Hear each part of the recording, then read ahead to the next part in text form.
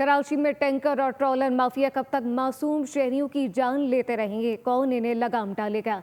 क्या इस शहर का कोई वाली वारिस नहीं? शहरियों का इस हवाले से क्या कहना है, आइए देखते हैं।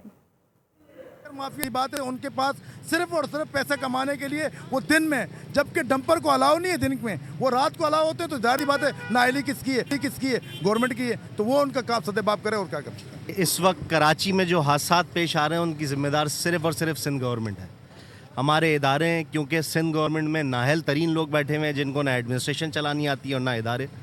इस वक्त कराची जो रोशनियों का शहर हुआ करता था, आज वो हादसात का शहर है। हम रोज़ जनाजे उठा रहे हैं। गवर्नर कहते हैं बोलो जी जहाँ कोई मसला हो तो वो बोलो गवर्नर मेरा भाई है। तो ये अब्दुल कयूम का क्या कसूर था?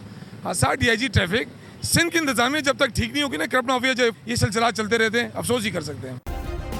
सब्सक्राइब करें और बेल दबाएं ताकि कोई खबर रह न जाए।